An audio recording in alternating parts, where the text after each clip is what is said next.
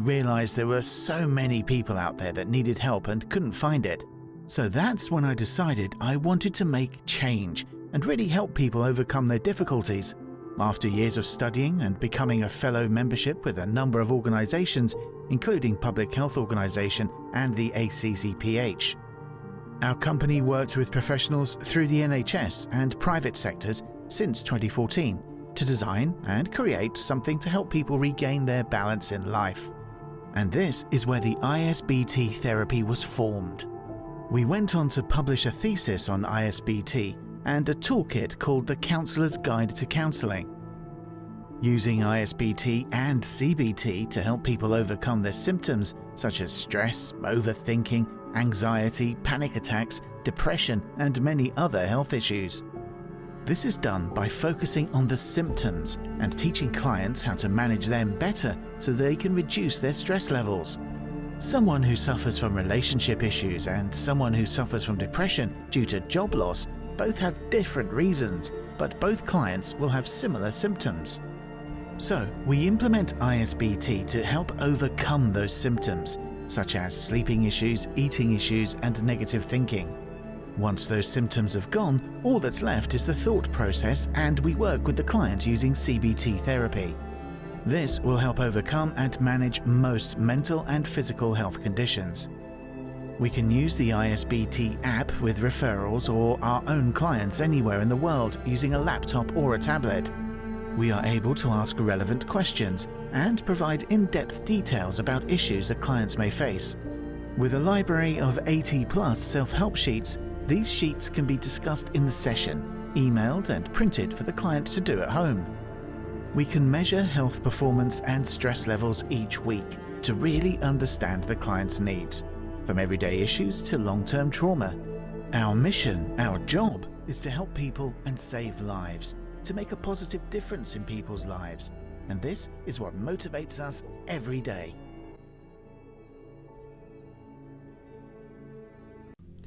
Session 3, continue on from Session 2. So today I want you to write down for me on a scale of 1 to 5, 1 being very bad, 5 being very good. How was your week? Any events or issues that have happened? What were they? Were they negative or positive? Please press pause to answer your questions.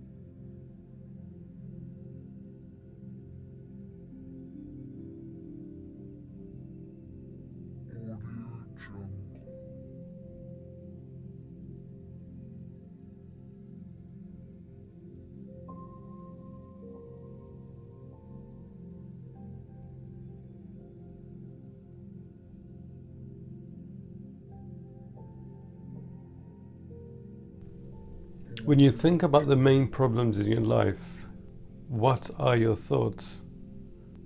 How does your thinking affect your body? What are the symptoms? Any headaches, muscle pains, sleeping or eating changes? Do you get angry or frustrated? Please take the time to pause the video and answer these questions.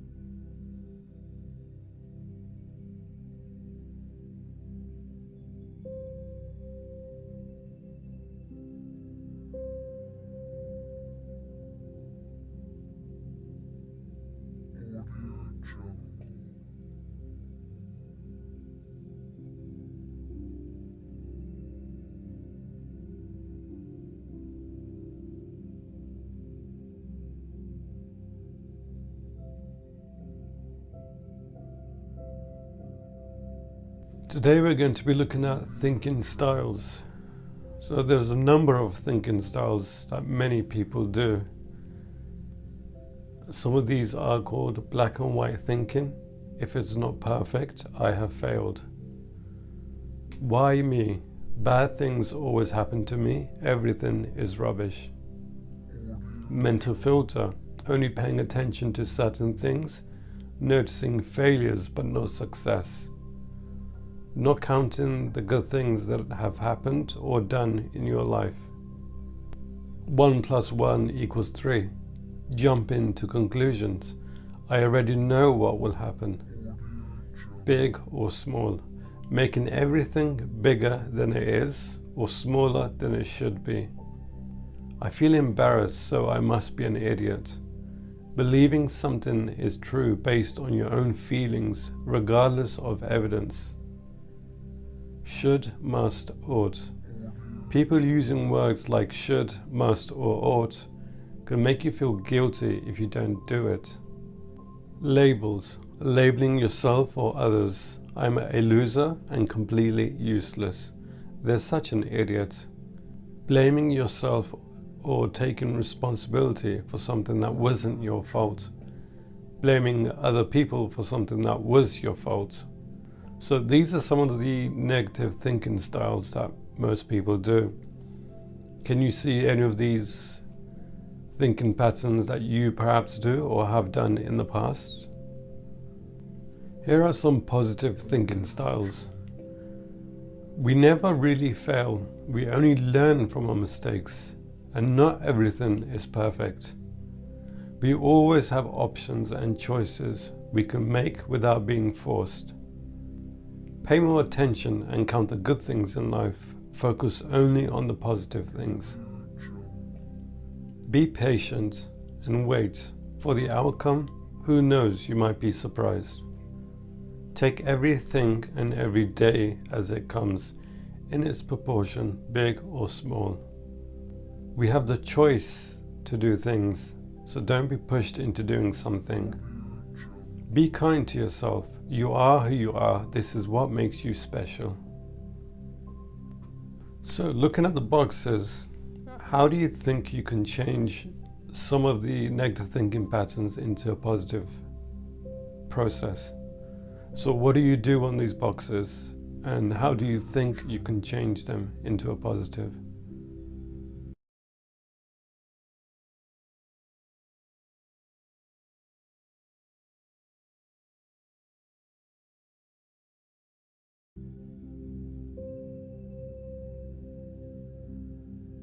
So the homework for next session is called What If? When we say to ourselves, what if, we often think something bad will happen. This causes negative thoughts to reoccur in our mind, unable to move forward. So the examples I've given are negative what ifs. What if nobody speaks to me at the party? What if it's overcrowded? What if I don't get that job? So how do we turn and how can we change the negative what if into a positive what if? So the alternative would be, what if I have a nice time? What if I speak to one person at a time? What if it prepares me better for my next interview? For your homework, I want you to write down 3 what ifs. What your negative what ifs will be, and I want you to think of a possible positive solution for all 3 of them. Please bring them into our next session.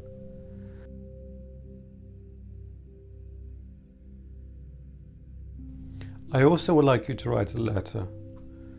I would like you to write a letter about how you felt about a particular situation or a particular person or group of people.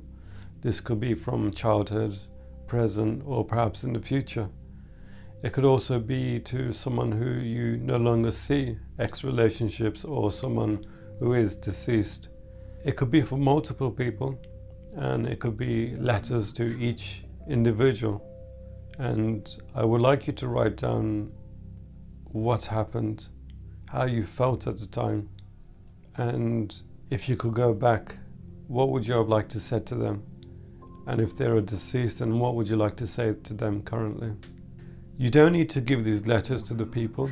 I just want you to express yourselves and be able to write down on the letter dedicated to these people. It could be anyone. It could be from childhood, your teenage years, or current situations. It could be towards someone who may have bullied you in school, or it could be a family member or someone that you're close with currently. And I just want you to write down, it could be as many pages as you want or as short as you want.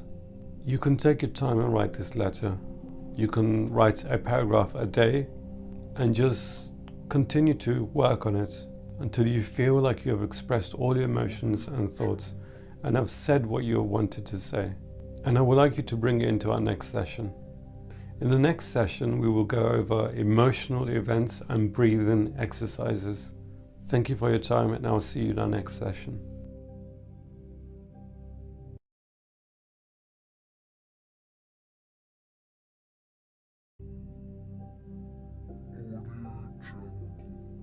Professional use only. Session 3 notes.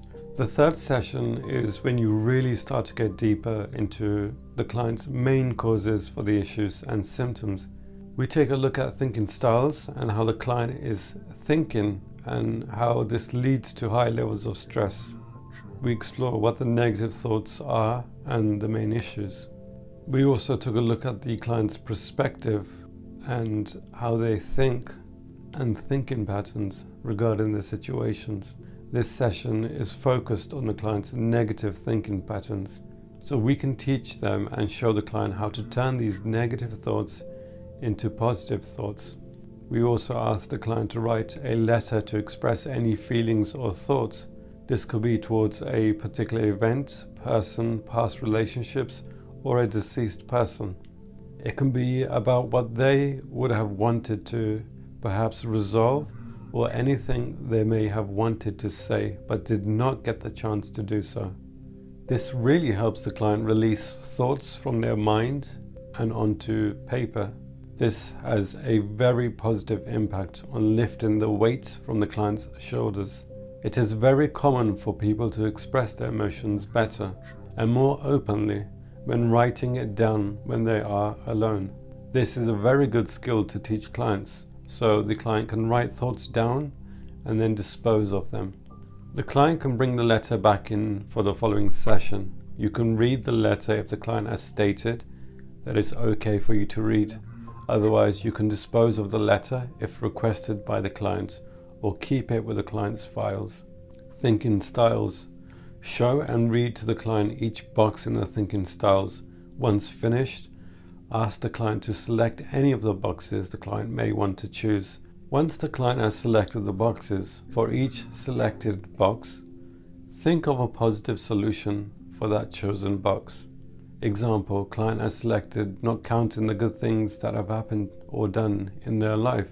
Your response would be, for each event, try to think of at least 2 positive outcomes and ask the clients this question.